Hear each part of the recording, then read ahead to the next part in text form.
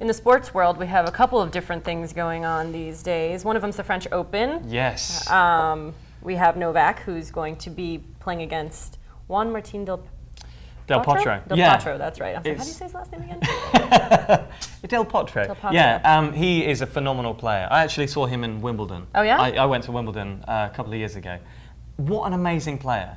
He's so young from Argentina. Djokovic also coming through the ranks. But like the amazing thing about the French Open is that I think the time that finishes and the time that Wimbledon starts is like 2 weeks difference. Well, and this is going to be a third round match. So they're pretty far into this. And he's been unbeaten for 6 months now. Novak Djokovic, yeah, he's had an unbeaten run for about 6 months. Blimey.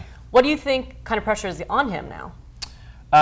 Yeah, there's a lot of pressure on him. He's moving through the ranks and Federer's kind of like coming down. So that's like a huge... Well, Federer has been up top for so long. Yes. I mean, at some point, your game stops. Exactly. I mean, you can only be at the top for so long before the young ones come up and they start playing better. They have more endurance. They have more, agility. They have everything. Yeah, so for him... So true. What do you think he thinks going into this match? Do you think he's going to be, cocky and I can do this, or? I think he is. I mean, he's a very kind of cocky player, as it is. And he plays a lot of games within his tennis game. He bounces the ball something like 19 times before he serves. Yeah, before he serves. Which is ridiculous. But yeah, I mean, there is a lot of pressure, especially for a young chap. But for Del Potro, he's always been kind of like the guy that can beat those really good players. And the third round, I mean, I think it's still at the end of the first week, so it's still fairly early on in the competition. Yeah, but so he could go out pretty... So he could, yeah, I mean, and there is pressure to make it through. Exactly, and if you haven't lost a game in, 6 months, that's... I mean, it's almost like a perfect football season. Yeah. You get to the Super Bowl and you lose that last game because you've had the perfect season. How does that run? Exactly. But the thing is that Rafael Nadal is a clay court player. He's Spanish. So he's amazing, isn't he? So good. Do you think he's attractive as well?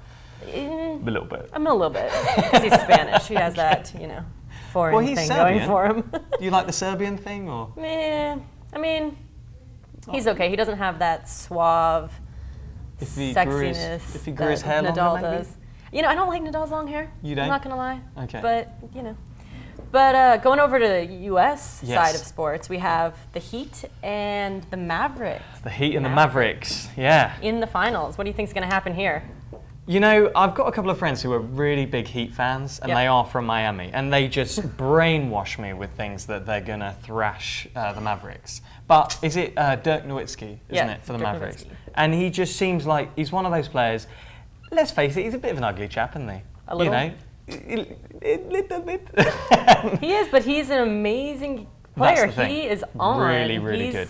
His game, I don't think I've ever seen him play better. I'm not a Dallas fan, but I am for the finals because, the Heat is definitely not my choice. So you and I are going to butt heads there. But well, yeah. I mean, I'm going to say Dallas is going to win. They'll probably go to 6 or 7, but I would say Dallas wins. You really think Dallas are going to win? do. With the whole, the amount of money that the Heat have put into their team, though. Yeah, but you can throw money into something that doesn't make players better necessarily. Yeah. I mean, the Lakers, look at the Lakers.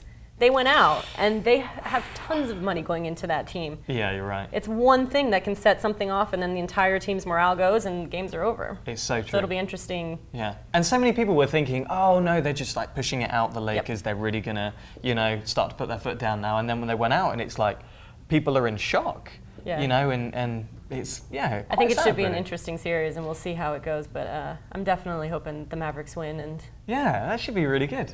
I'm looking forward to it. Me too. Yeah. So when does the first game start? Tuesday. Make sure you wear blue. Blue Just for saying. the Mavericks, not red. Not red. No. Accidentally turn up in my red shirt. Oh dear, that'd be terrible.